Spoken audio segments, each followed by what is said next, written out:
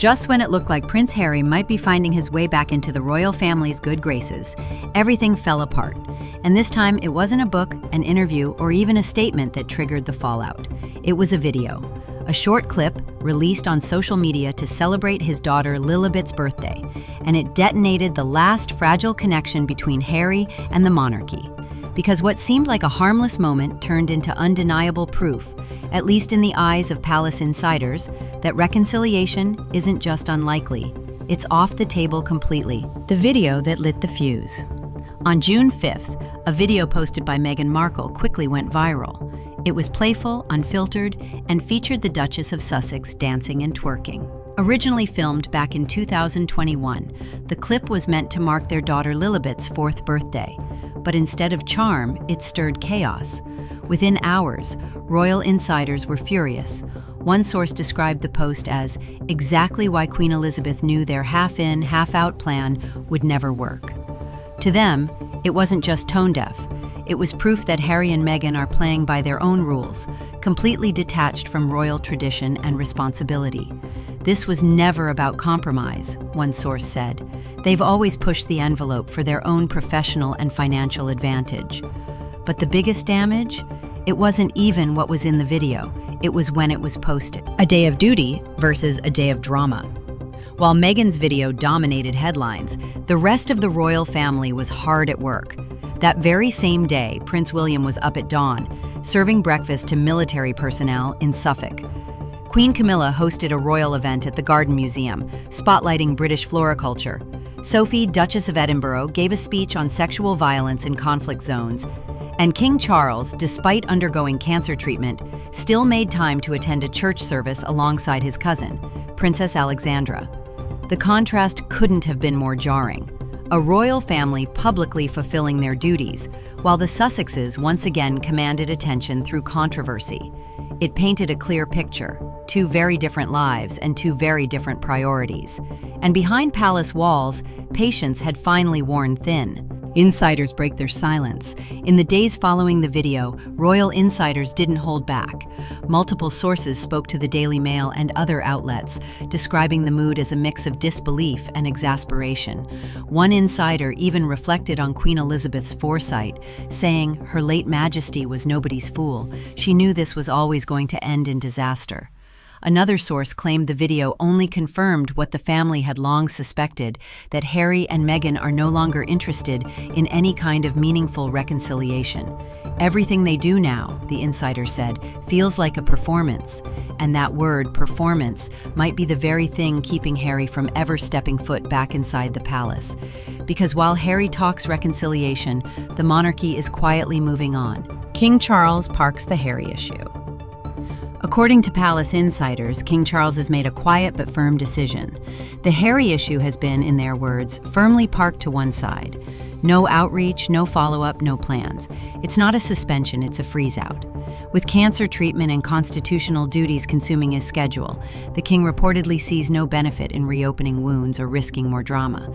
And while his public comments about Harry remain diplomatic, behind the scenes, the message is clear.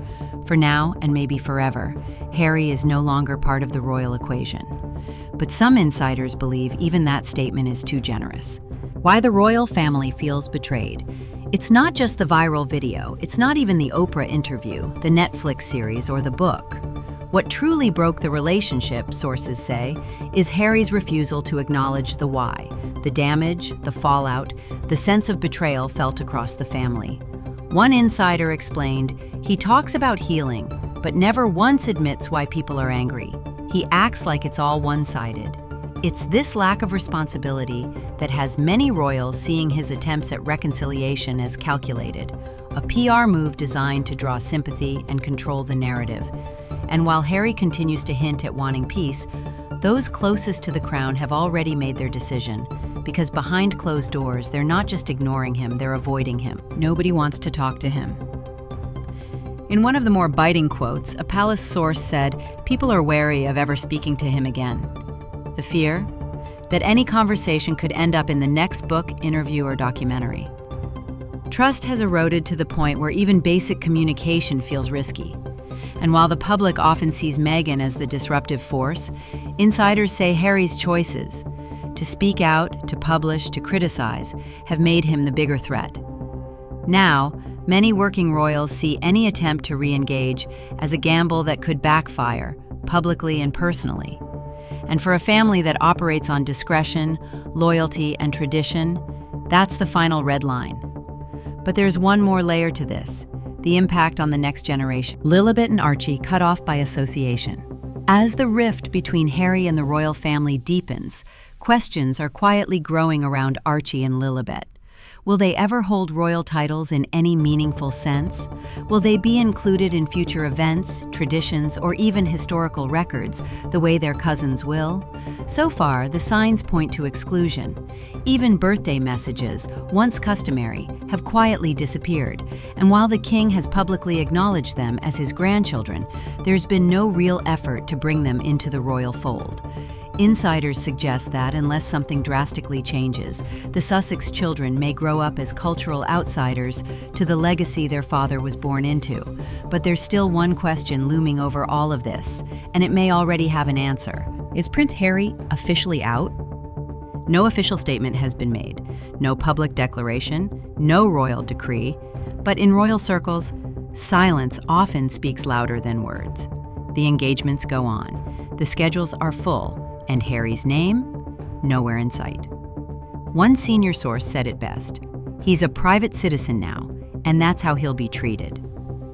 Which may be the final truth here, that Prince Harry is no longer a royal in practice, only in name. The bridge has not only burned, it may have never really existed in the first place. Prince Harry once stood at the center of the monarchy, loved by the public, trusted by the Queen. But over time, every move, every statement, every project, every truth told, pulled him further away. And now, after one video, one misstep, and one silent royal response, that distance might be permanent, not because of scandal, but because the family he left behind finally stopped waiting for him to return. The silent struggle of Prince Harry. Behind the headlines, beyond the statements, there's something few insiders talk about publicly, but it's quietly acknowledged by those who knew him best. Prince Harry is struggling, not just with the fallout from his choices, but with the growing realization that the home he left behind may never take him back. Friends say he's isolated, caught between two worlds. In California, he's no longer just a royal, he's a public figure constantly defending his relevance. But in the UK, he's treated less like a prince and more like a stranger. He's no longer invited to key events. His military roles are gone, and relationships he once relied on, with his brother, his father, even his closest royal aides, are either damaged beyond repair or completely silent. One source described him as adrift, a man without a country, and now without a cause. He wanted freedom, he wanted peace, but what he got was a front-row seat to the cost of walking away from the only world he ever knew. And now it may be too late to walk back.